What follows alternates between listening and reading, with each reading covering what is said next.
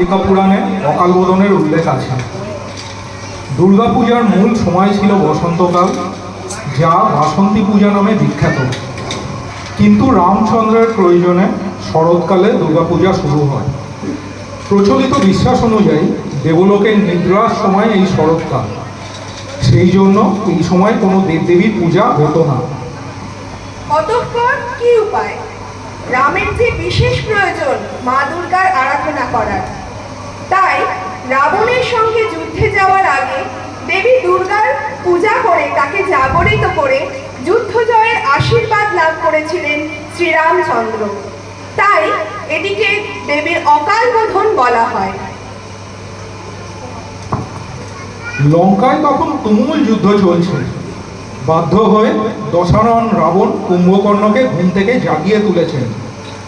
কুম্ভকর্ণ বিপুল রাক্ষস বাহিনী নিয়ে যুদ্ধক্ষেত্রে আসবেন, এই খবর পেয়ে দেবতারা পর্যন্ত ভয় পেয়ে গেছে, কারণ কুম্ভকর্ণ প্রবল পরাক্রমশালী। অবশেষে কুম্ভকর্ণ যুদ্ধে নিহত হন। অপরদিকে রামও অত্যন্ত চিন্তিত হয়ে পড়েন কিভাবে রাবণকে পরাস্ত করা যায় তা নিয়ে। ভাবনা চিন্তা করে কিছুতেই উপায় খুঁজে পান না।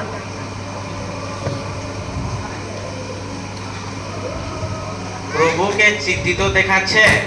হ্যাঁ দাদা, তোমাকে সত্যিই চিন্তিত লাগছে। হ্যাঁ মিত্র, তুমি ঠিকই বলেছ। এতদিন যুদ্ধ শুরু হয়েছে, কিন্তু রাবণ নিধন তো দূরে থাক, একটু ক্ষতিও হয়নি। স্বয়ং মা মহামায়া যেন সববার নিজের শরীরে গ্রহণ করে নিচ্ছেন। হ্যাঁ, অযোধ্যার মা মহামায়া বাধা আছেন লঙ্কা রাজের কাছে। দেবগুরু বৃহস্পতি ক্রমাগত চণ্ডী পাঠ করে চলেছেন লঙ্কাপুরীতে। তাই তাই মা মহামায়াকে রাবণের কাছ থেকে দূরে সরানো যাচ্ছে না। তাকে সরানো না গেলে রাবণকে যে যুদ্ধে পরাস্ত করা সম্ভব নয়।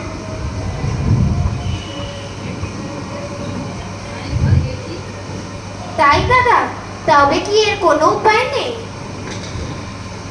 বলুন না প্রভু, কি করে রাবণকে পরাস্ত করা সম্ভব?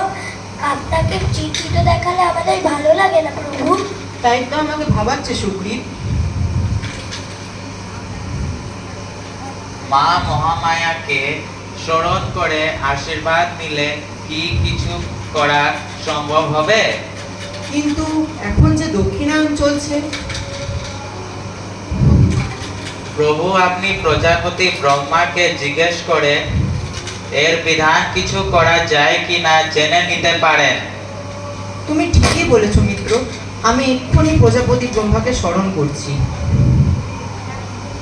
হ্যাঁ প্রভু, তাই করুন। দেখুন না প্রজাপতি ব্রহ্মা যদি কোনো বিধান দিতে পারেন।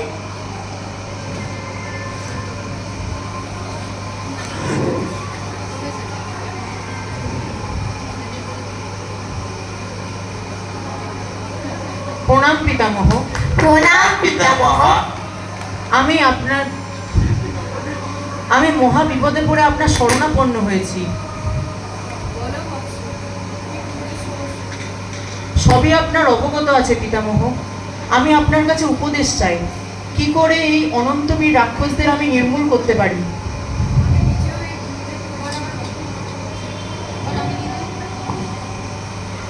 আমি এই যুদ্ধের পরিস্থিতিকে নিজেও চিন্তিত।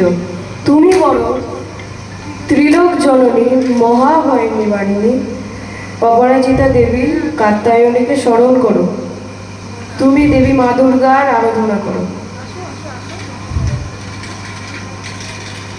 হে পিতামহ, এখন যে দক্ষিণায়ন চলছে, মা এখন নিদ্রিত, এখন যে কোনো দেবদেবীর পুজো করতে নেই। তুমি আশ্বিন মাসের শুক্লপক্ষে ষষ্ঠী তিথিতে বেল গাছের মূলে মা মহামায়ার জাগরণ করো। যথাজ্ঞা পিতামহ। প্রণাম পিতামহ। তথাস্তু।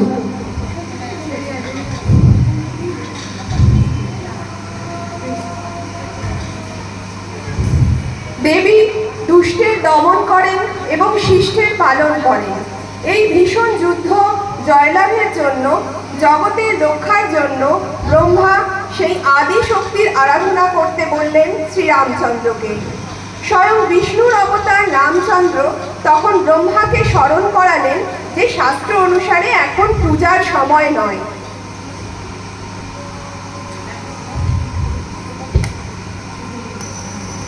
শ্রীরামচন্দ্র তখন দেবী দুর্গার আবাহন শুরু করলেন। আবাহন করা মানে দেবীর প্রতি ভক্তি, ঐশ্বরিক সাহস, স্থিতিস্থাপকতা ও নিজস্ব শক্তি অর্জন করা, যা জীবনের সকল প্রতিকূলতার নিষ্পত্তি এবং আধ্যাত্মিক ও ব্যক্তিগত উন্নতির সহায়ক।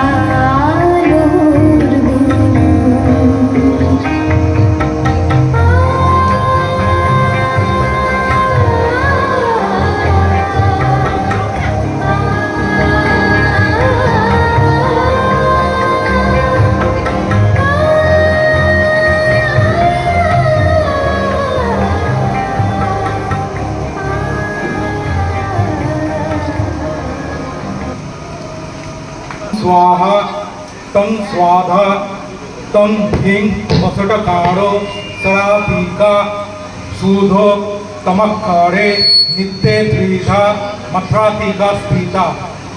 অর্থাৎ নিত্যে অক্ষরে আপনি দেবোদ্দেশে অভিজ্ঞানে মন্ত্র রূপা ও উদাত্ত স্বরূপা, আপনি অমৃত রূপা এবং ওম ত্রিবিধ মাতৃরূপে অবস্থিতা প্রাণরূপা।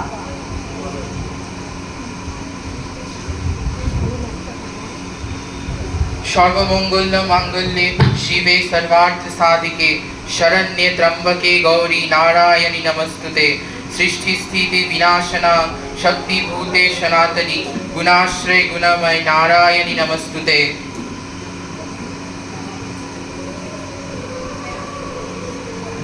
जय मा महामाया जय, जय मा महामाया जय, जय मा महामाया जय। মা তুমি এসেছো? হ্যাঁ, আমি তোর বোঝায় সন্তুষ্ট হয়েছি। বল তোর কি দরকার? মা তুমি আমার পূজায় সন্তুষ্ট হয়েছো মা, আমি আশীর্বাদ করো মা, আমি যেন অমরত্ব লাভ না করেও যুগে যুগে অমর হয়ে থাকতে পারি পৃথিবীতে। তথাস্তু। তবে তুই ধর্মের সঠিক পথে চললে আমি তোকে রক্ষা করব। তুই এক নারীকে পূজিতা করে এই লঙ্কার অধিষ্ঠাত্রী করেছিস, তবে তুই অন্য নারীকে হরণ করে বন্দি করে অপমান করেছিস।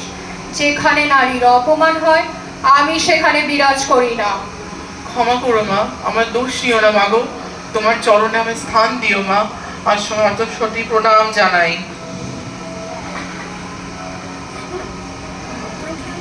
ঔদ্ধত্যপূর্ণ প্রস্তাব সরাসরি প্রত্যাখ্যান করেন দেবী সীতা এবং অবিচল ভক্তি সহকারে সীতা এই পুরো সময়কালে নিজের প্রতিজ্ঞা ধরে রাখেন। তৎসহ রামের প্রতি নিজের অবিচলতা ও ভালোবাসা প্রকাশ করে নিজের মর্যাদা রক্ষা করেছেন।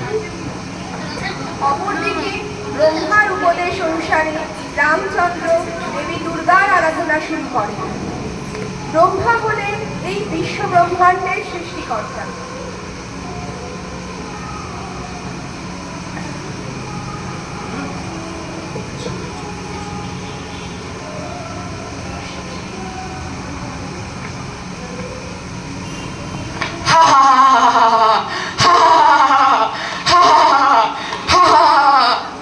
তোমাকে আমি বন্দি করে রাখবো, তোমাকে আমি ছাড়বো না। তুমি পাপী, তুমি আমায় বন্দি করে রাখতে পারবে না। আমার স্বামী ঠিক আমাকে মুক্ত করে নিয়ে যাবে। তোমার স্বামী, তোমার স্বামী রাম আমার কোনো ক্ষতি করতে পারবে না, কারণ আমার লঙ্কাপুরীতে স্বয়ং দেবী মহামায়া বিরাজ করছেন। তোমাকে আমি জানাতে চাই, দেবী মহামায়া এই লঙ্কাপুরী ত্যাগ করেছেন। তুমি আমাকে অপমান করার সাথে সাথে দেবীকেও অপমান করেছো।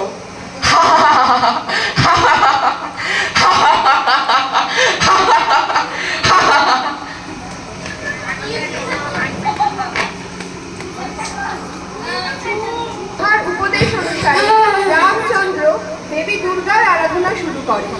ব্রহ্মা হলেন এই বিশ্ব ব্রহ্মাণ্ডের সৃষ্টিকর্তা, মহাজ্ঞান ও বেদের প্রতীক তিনি। তাকে স্বয়ংভূ, বিরিঞ্চি, প্রজাপতি নামেও ডাকা হয়। ব্রহ্মার 4 হাতে থাকে কমণ্ডল, স্ত্রক, ঘৃতপ্রাত্র ও পুস্তক।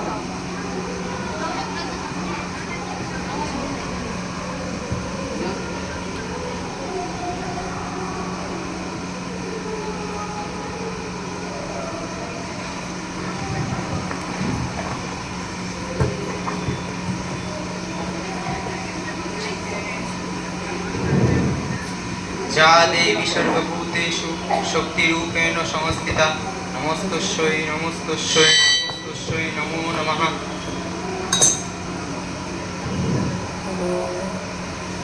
যা দেবী সর্বভূতেষু শক্তিরূপেণ সংস্থিতা নমস্তস্যৈ নমস্তস্যৈ নমস্তস্যৈ নমো নমঃ।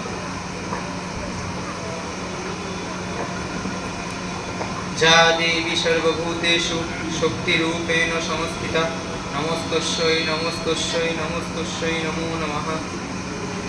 মা, অকারণে জাগরণের জন্য আমায় ক্ষমা করো মা। আমি মহা বিপদে পড়ে তোমার শরণাপন্ন হয়েছি মা।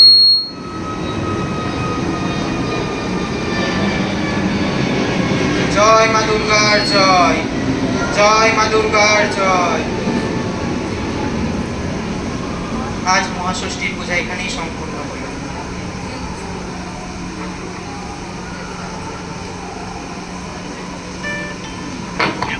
₹140 received on phone pay.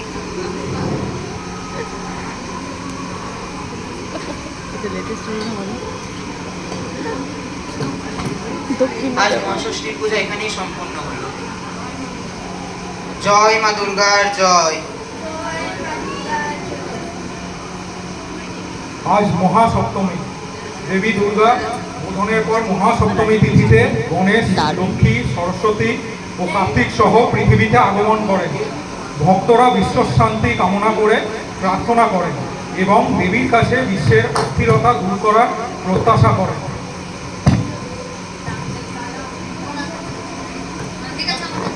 যা দেবী সর্বভূতেষু শক্তিরূপেণ সংস্থিতা নমস্তস্যৈ নমস্তস্যৈ নমস্তস্যৈ নমো নমঃ। নমস্তস্যৈ নমস্তস্যৈ নমস্তস্যৈ নমো নমঃ। যা দেবী সর্বভূতেষু শক্তিরূপেণ সংস্থিতা নমস্তস্যৈ নমস্তস্যৈ নমস্তস্যৈ নমো নমঃ। মা, আমায় আশীর্বাদ করো মা, যেন আমি রাবণকে বধ করে সীতাকে উদ্ধার করে আনতে পারি মা। জয় মা দুর্গার জয়, জয় মা দুর্গার জয়।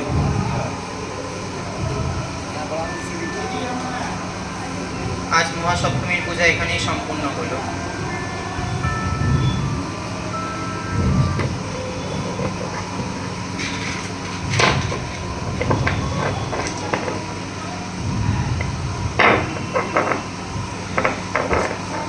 দাদা, আগামীকাল মহাষ্টমী পূজার জন্যে 108টি নীলপদ্ম লাগবে, পিতামহ ব্রহ্মা বলেছেন। হ্যাঁ ভাই লক্ষণ, আমি মনে আছে, কিন্তু এই 108টি নীলপদ্ম পাবো কোথায়? তুমি বরং মারুতিনন্দন হনুমানকে একবার ডেকে আনো, একমাত্র ওই পারে এই নীলপদ্ম জোগাড় করে আনতে। হ্যাঁ দাদা, তুমি ঠিকই বলেছ, আমি এক্ষুনি ডেকে আনছি।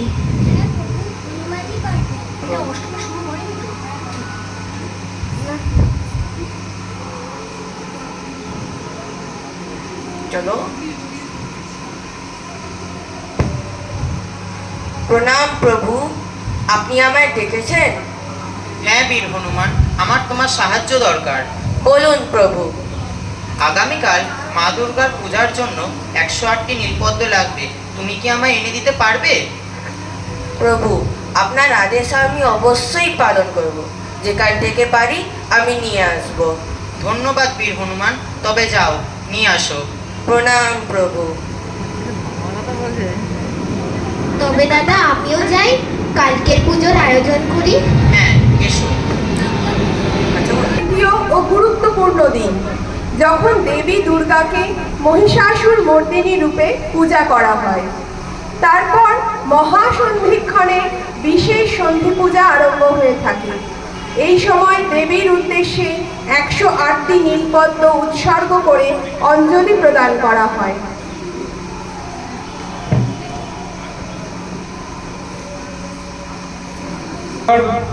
বন্দনার সমাপ্তি। এই দিনে ভক্তরা দেবীর কাছে প্রার্থনা করেন যজ্ঞের মাধ্যমে। দেবীকে আহুতি দেওয়া হয় 108টি বেলপাতা, আম কাঠ ও ঘি দিয়ে। নবমী তিথিতে দেবী দুর্গার নবম তথা শেষ রূপ দেবী সিদ্ধিদাত্রী। নবমীতে দেবীর রূপের উপাসনা করা হয়। এই রূপের উপাসনায় সংসারে সুখ সমৃদ্ধি আসে এবং সিদ্ধি প্রাপ্তি হয়। ভগবত পুরাণ মতে স্বয়ং মহাদেব সিদ্ধিদাত্রী রূপে দেবী পার্বতীকে পূজা করেছিলেন। দেবীর এই রূপের কৃপাতেই নাকি মহাদেব সিদ্ধিলাভ করেছিলেন।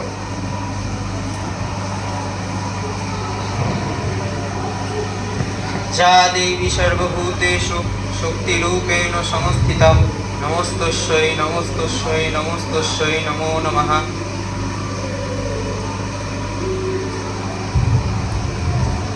যা দেবী সর্বভূতেষু শক্তিরূপেণ সংস্থিতা, নমস্তস্যৈ নমস্তস্যৈ নমস্তস্যৈ নমো নমঃ।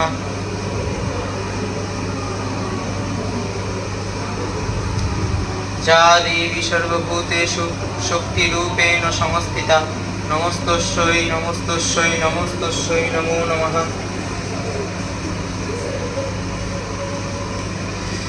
যা দেবী সর্বভূতেষু শক্তিরূপেণ সংস্থিতা, নমস্তস্যৈ নমস্তস্যৈ নমস্তস্যৈ নমো নমঃ।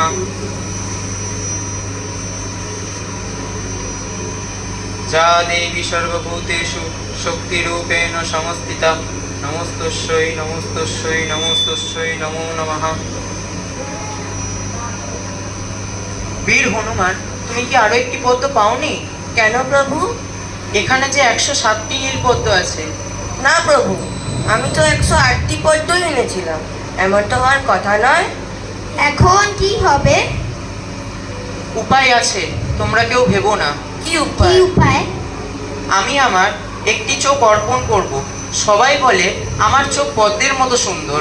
না প্রভু, এমন করবেন না। না প্রভু, এমন করবেন না। না, এমন করবেন না। কিন্তু এছাড়া যে আর কোনো উপায় নেই, না হলে আমার পুজো সম্পূর্ণ হবে না। জয় মা দুর্গার জয়।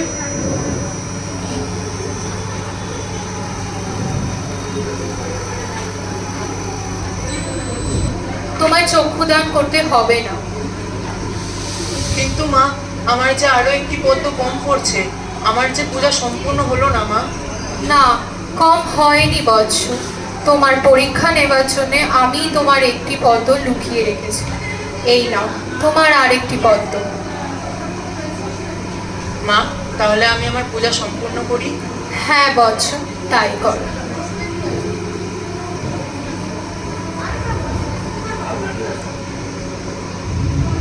যা দেবী সর্বভূতেষু শক্তিরূপেণ সংস্থিতা নমস্তস্যৈ নমস্তস্যৈ নমস্তস্যৈ নমো নমঃ।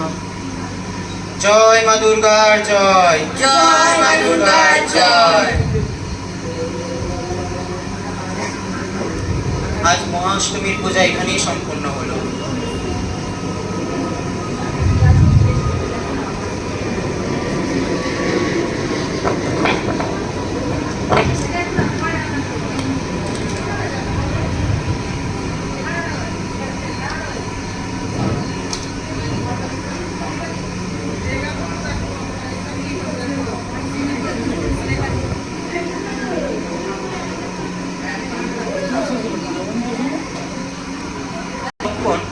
আমি আজ 108টি বেলপাতা অর্পণ করে যজ্ঞ করব।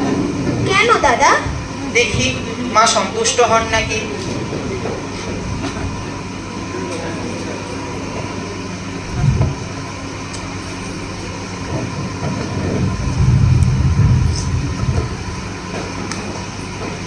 যা দেবী সর্বভূতেষু শক্তিরূপেণ সংস্থিতা নমস্তস্যৈ নমস্তস্যৈ নমস্তস্যৈ নমো নমঃ। যা দেবী সর্বভূতেষু শক্তিরূপেণ সংস্থিতা নমস্তস্যৈ নমস্তস্যৈ নমস্তস্যৈ নমো নমঃ। যা দেবী সর্বভূতেষু শক্তিরূপেণ সংস্থিতা নমস্তস্যৈ নমস্তস্যৈ নমস্তস্যৈ নমো নমঃ। মা, তুমি কি আমার পূজায় সন্তুষ্ট হলে না মা? আমার কি পূজায় কোনো ভুল হচ্ছে মা? আমি কি রাবণকে বধ করতে পারবো না মা?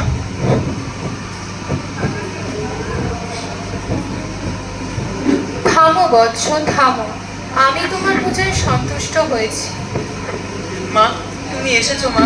মা, আমায় আশীর্বাদ করো মা, যেন আমি রাবণকে বধ করে সীতাকে উদ্ধার করে আনতে পারি মা। হ্যাঁ রামচন্দ্র, যাও, তুমি পারবে। আমি রাবণকে আর রক্ষা করব না, কারণ সে সমগ্র নারী জাতিকে অপমান করেছে। যাও, তুমি বিজয় হও। আগামীকাল আমার পূজা সম্পূর্ণ করে তুমি যাও, রাবণকে বধ করো।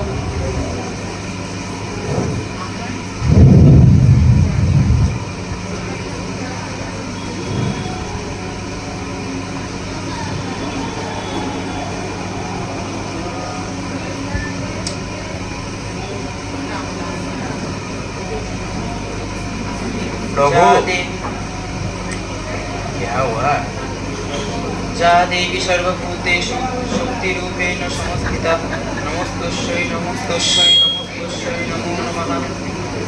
জয় মা দুর্গার জয়, জয় মা দুর্গার জয়। আজ মহানবমীর পূজা এখানেই সম্পূর্ণ হলো। বিজয়া দশমীর মূল তাৎপর্য হল অশুভ শক্তির বিরুদ্ধে শুভ শক্তির জয়। বিশেষত এই দিনটি দেবী দুর্গার মহিষাসুর বধ এবং ভগবান রামের রাবণ বধকে স্মরণ করা।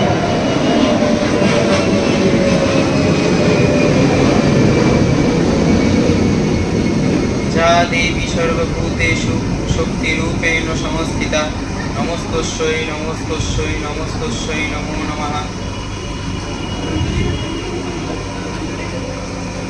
যা দেবী সর্বভূতেষু শক্তিরূপেণ সংস্থিতা নমস্তস্যৈ নমস্তস্যৈ নমস্তস্যৈ নমো নমঃ।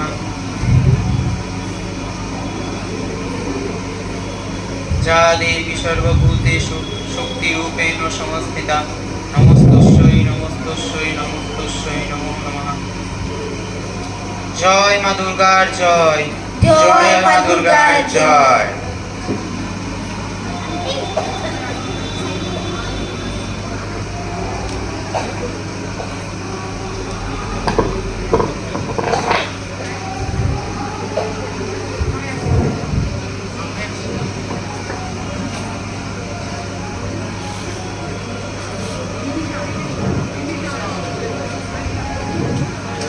প্রভু,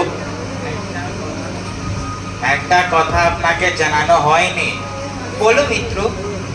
রাবণকে বধ করতে হলে ওর নাভি কুণ্ডে আঘাত করতে হবে।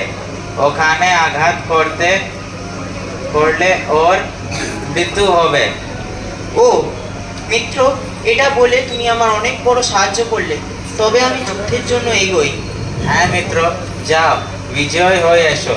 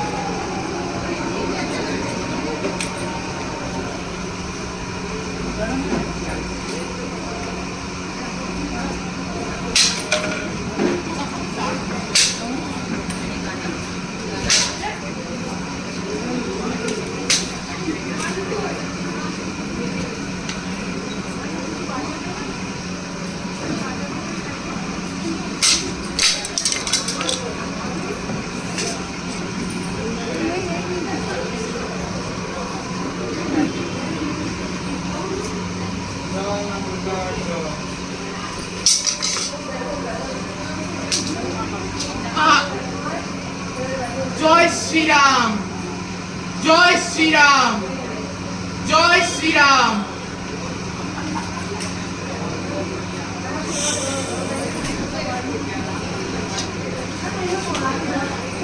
সহায়তা নেন এবং সুগ্রীবের সাথে জোটবদ্ধ হন। বানর সেনারা লঙ্কা পর্যন্ত একটি সেতু নির্মাণ করে, যা রাম ও লক্ষ্মণকে সমুদ্র পার হতে সাহায্য করে। রাম ও রাবণের মধ্যে একটি ভয়াবহ যুদ্ধ হয়। 10 দিন ধরে চলে সেই যুদ্ধ। অবশেষে রাম রাবণকে পরাস্ত ও নিহত করেন এবং সীতাকে উদ্ধার করেন।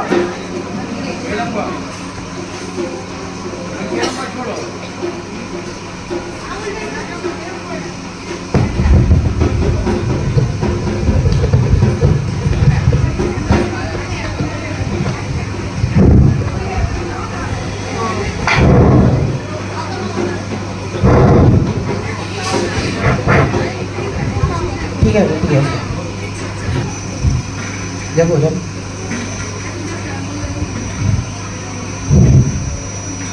স্বামী, তুমি এসেছো? হ্যাঁ সীতা, আমি তোমায় নিয়ে যেতে এসেছি। চলো, আমি রাবণকে বধ করেছি। আমি তোমার কাছে কৃতজ্ঞ যে তুমি আমাকে বন্দি দশা থেকে মুক্ত করেছো। না সীতা, এ সবই দেবী দুর্গার কৃপা। চলো, আমরা সবাই তাকে প্রণাম জানাই।